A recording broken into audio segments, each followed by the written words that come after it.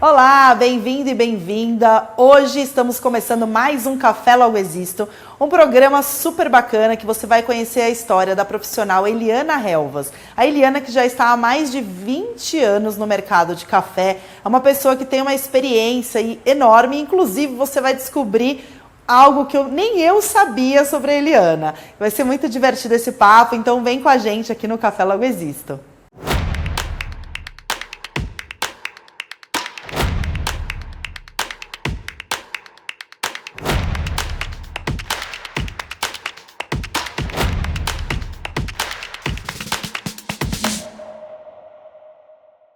Olá pessoal, e o Café Logo Existo de hoje é com a minha querida amiga e cafeóloga Eliana Helvas. Vocês vão aprender sobre café, porque ela é uma das que eu conheço assim, desde que eu entrei no café. A Eliana já estava presente, tudo bem, Eli? Já tá rindo porque é muita história, né? Muita história. São mais de 20 anos, 28 anos, quase 30 anos já, né? No café. E a gente estava conversando aqui como que ia ser esse nosso bate-papo em pouco tempo, porque é muita história, muita coisa bacana para falar. Então, primeiro, assim, para quem não te conhece, quem é do café conhece a Eliana Helvas, com certeza. Mas a gente tem novos entrantes sempre, né, Eli? Então, eu queria que você começasse falando um pouquinho quem é, né, você, como você começou no café, como que o café acabou te encantando aí nesse... Então, Maria, eu comecei no dia 1º de abril, dia da mentira, de 1996. Nossa! Eu sou formada, eu sou engenheira de alimentos, trabalhei 3 anos na Parmalat antes e tinha participado de um processo seletivo para montar o primeiro centro de preparação de café. E eu lembro que eu fui, quando me fizeram a proposta, eu falei, caramba, estudei 5 anos de engenharia de alimentos na Escola de Engenharia Mauá, da qual eu me orgulho, porque é uma instituição de nome, é difícil, até hoje tem, né? E eu falei, eu estudei 5 anos de engenharia para ensinar a fazer café. E fazer café, o que era fazer café naquela época? Era passar o pó na água ou água no pó, não é? E aí eu não estava feliz onde eu estava, acabei aceitando o convite e aí a gente começou a desenvolver e a montar toda a parte dos cursos para ensinar a fazer café. Não tinha nada de barista naquela época, não existia isso. E aí a gente dava curso... Não existia nem esse nome barista? Nada. A gente dava curso assim, para quem estava... Indústrias que iam fazer, as promotoras iam passar café no supermercado. Então a gente chamava de café para... Se eu não me engano era café industrial. Depois era curso para aprender a fazer café expresso, só expresso. Porque a máquina de expresso era aquela máquina que a gente fazia aquela bolha grande, a gente achava aquilo o máximo, né? Sim. Depois era o curso de expresso, o curso para fazer filtrado normal e esses daí.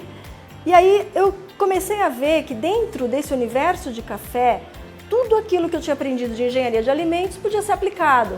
Então toda a parte de torra, de análise sensorial, de processos físico-químicos, e aquilo me encantou.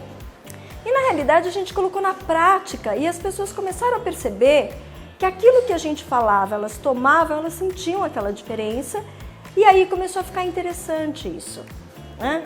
E as pessoas começaram a tomar mais café e fazer cafés mais gostosos e tudo mais. Pra você ter uma ideia, não tinha café especial, a gente tinha que pedir alguns cafés especiais. A gente fazia com o que dava, né, naquela época. Os cafés de varejo, assim, que estavam disponíveis. A gente pedia, às vezes, para alguma cooperativa mandar, eu torrava lá num torradorzinho bem mequetrefe, fazia torra escura, torra clara, moagem fina, moagem grossa, depois a gente pesava, depois regulava as máquinas. Sim. Então, foi um desafio isso daí. Você foi aprendendo ali, assim, muito fazendo, porque não tinha nem a literatura muito também, né? Muito pouca literatura.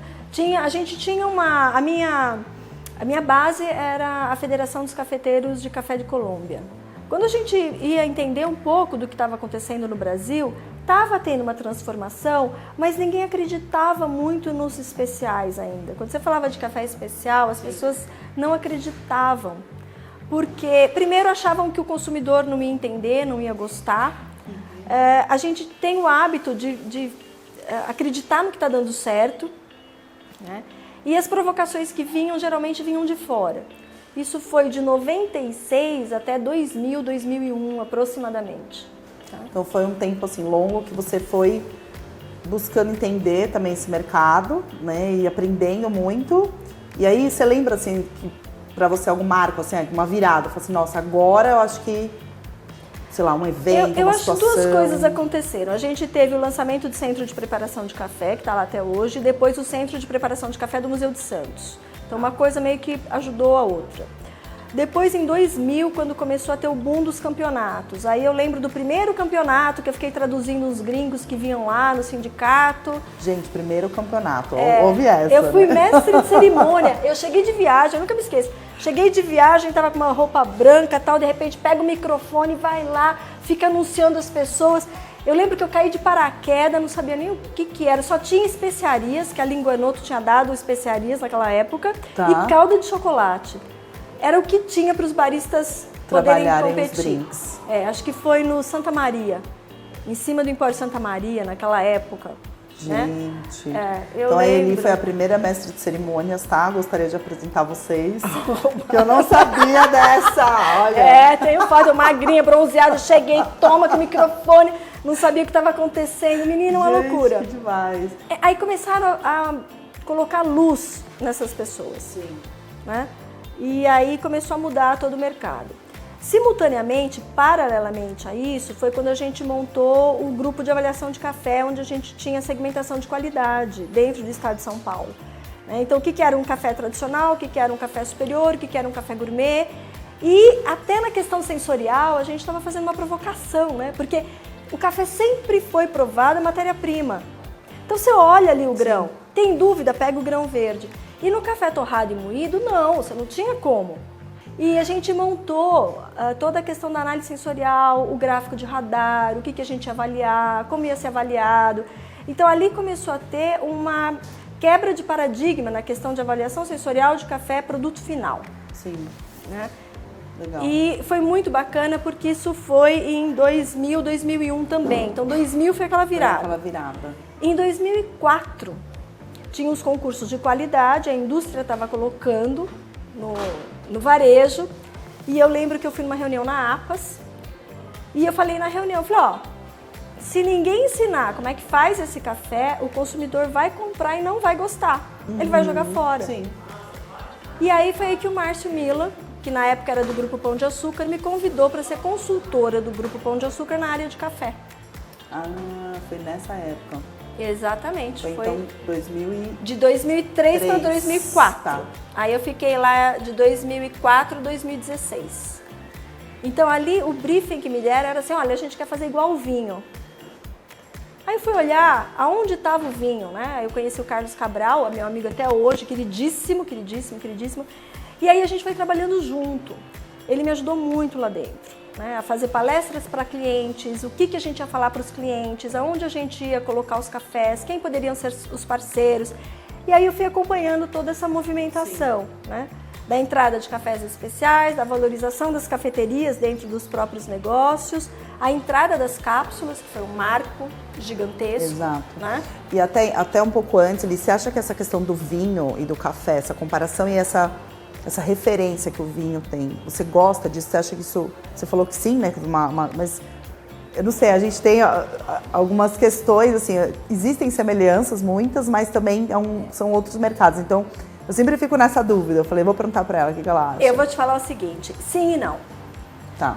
Sim, porque você vê o que o vinho está fazendo e você vai atrás. E não porque você abre uma garrafa de vinho e serve, e o café você tem o preparo e você perde o controle daquele produto. Você não sabe se aquilo foi feito da maneira como deveria ter sido feito. Se foi usada a água que deveria ter sido usada. Então, ao mesmo tempo que a gente se inspira no vinho, o café é diferente. Só que, ao mesmo tempo que o vinho você usa em alguns momentos, que você vai celebrar, o café você toma no dia a dia.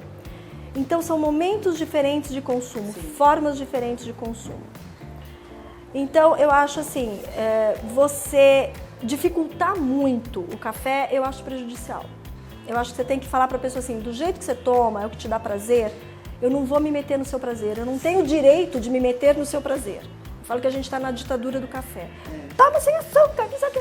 Não, você tem que tomar do jeito que a pessoa gostar, desde que ela tome o produto. Senão ela muda. Sim. Pô, tá tão chato que eu vou tomar outra coisa. Eu lembro muito de você ser essa pessoa, né? Você até hoje, essa pessoa ser referência. todo mundo, nossa, tem que falar com a Eli para ver o que o consumidor tá buscando, né? Porque você tá sempre nessa ponta, né? E ficou muitos anos à frente, né, do Grupo Pão de Açúcar nesse ponto. E eu lembro que sempre foi também uma referência o que estava sendo feito lá, né? O seu trabalho, todo mundo, não, ali, ó, mudou a gôndola, ó, agora tem tipos de café. E vender, Mari, porque as pessoas tinham uma ilusão de que chegar lá, bate na porta e o primeiro comprador vai te receber de braços abertos. Ele nem te recebe. Sim. Você chega lá com um cafezinho dizendo o meu é o melhor do mundo, ele falava assim pra mim, todos falam a mesma coisa. Aí tem uma outra questão que é assim, qual é a família do teu café? Então é um torrado moído, é um grão, é uma cápsula, e cada vez mais a família hoje está aumentando. Porque você precisa ter essa família para você ter aquele espaço, para aquele espaço, que você aluga aquele espaço, para aquele espaço girar e fazer negócio. Uhum. Então ali foi uma escola, o Pão de Açúcar foi uma escola, para mim foi muito legal, eu sou muito grata. O varejo te seduz. Sim. Acho que da mesma maneira que o café seduz, o varejo também seduz, que você quer ver os movimentos, né? Como é que a sociedade está se comportando, então isso é muito bacana. Isso é muito legal, você está sempre olhando à frente, né? Assim, as cápsulas, elas fizeram essa em 2006, se eu não me engano, que foi a entrada da Nespresso, né? Mas no varejo demorou um pouco mais. Mas no varejo demorou, porque a entrada deles foi mais específica em lojas deles próprias, né? Isso. E aí eu lembro muito dessa coisa, nossa, como que vai ser esse café, como que vai ser esse preparo, tipos. Eu acho que uma coisa importante que eu lembro era que as cores e a forma como o café foi apresentado. Eu lembro que as pessoas, nossa, tem tipos diferentes, né? Eu acho variedades. Que ali, Mari, teve uma quebra de paradigma no sentido assim, não tem o melhor café, mas tem aquele que você gosta mais. Pode ser o mais amargo, pode ser o mais ácido, pode ser o mais suave. E eu diria mais, pode ser aquele que você se surpreende. Uhum. Então ali teve uma quebra de paradigma. E de certo modo, as cápsulas até hoje, eu acho elas extremamente democráticas, porque se você está recebendo na tua casa, tem gente que gosta de café mais forte, tem gente que gosta de café mais suave, tem horas que você quer descafeinado, tem horas que um prefere orgânico, tem um que prefere uma determinada variedade. Então, aquela cápsula, de certo modo, ela te traz uma individualidade no teu preparo, e te dá uma gama variada, um menu gigantesco para você servir os teus convidados, por exemplo. E as pessoas terem essa percepção do que elas gostam. Porque o café também, eu sentia muito isso, assim, as pessoas não paravam para, talvez, perceber o gosto dela própria, né? Ah, eu gosto de café, mas que tipo de café você gosta? Nossa, nunca parei para pensar nisso. E eu aprendi um negócio, eu passei uma situação com uma parente turca, que ela fez um café turco para mim em Portugal, nunca me esqueço, que ela não oferecia para a família, mas ela fez para mim porque era especial, porque eu era de fora e tal. E era um café Rio, fortíssimo, e ela não coava. E eu lembro que eu tomei aquilo, eu falei, Jesus do céu, que café difícil de beber. E para ela aquilo é cultural. Então eu tomei aquele café, não era o meu paladar, mas culturalmente falando, aquilo para ela tinha um significado. Sim. E me fez reavaliar a questão dos meus valores. Eu preciso respeitar a outra cultura. Acho que muita gente que entra no mercado se surpreende com o nível, hoje, né, você acompanhou desde o início, o nível de técnica que tem para um profissional, né? Você passou por todas as etapas, né? Porque você prova, você é barista, você faz toda essa parte de como engenheira de alimentos, você entende, né? E hoje eu acho que cada vez mais o profissional do café precisa, né, ser mais completo também, ou não? Como você vê isso? Eu vejo que, primeiro, a parte dos produtores, toda essa parte de tecnologia pós-colheita, ela avançou muito rápido. A gente fala rápido, 20 anos, tá? Sim. O consumidor, de certo modo, acompanhou, mas não tanto. Ele ainda quer aquele conforto, ele quer aquela praticidade. Então, quando você vem com coisas muito difíceis, eu fico um pouco mais receosa. Quando o cara é coffee lover, não. Aí ele vai comprar os utensílios, faz e serve, etc. Mas caso contrário, o que as pessoas geralmente esperam, me corrijam se eu estiver errada, mas normalmente é um café gostoso na mesa para você compartilhar com as pessoas. Sim, com certeza. Então, acho que é isso. Eli, agora eu queria falar com você sobre essa sua nova fase, que eu considero, assim, muito você nos momentos, como você falou, né, no centro de preparação, depois a gente se conheceu mais pra frente em outras situações de Pão de Açúcar. E aí você entrou pro lado do café solúvel, né? Que é uma bebida totalmente diferente, na minha visão, aí eu queria que você falasse um pouquinho do café filtrado, por exemplo, enfim, é o mesmo produto, mas a gente está falando de um outro segmento também. O solúvel, o que me conquistou é o seguinte, quando eu vi, eu trabalhei 16 anos no varejo, né, e a gente mal falava de solúvel porque primeiro não tinha muita coisa em gôndola, né? O solúvel é visto como o patinho feio da história. Então, você tem um produto diferente no meio dos outros, não tinha muita coisa para falar, ninguém falava muito, né? Não tinha tantos produtos, então você deixa quieto ali. Você fala, eu não vou falar de algo que eu não domino totalmente e que não, assim, você não tinha opção, né? Quando eu entrei para o solúvel em 2018, eu fui conhecer as fábricas, eu fui ver como é que funciona. Inclusive, eu fui com ela em uma. E né? é muito legal, É muito só legal. café e grãos de café e tecnologia.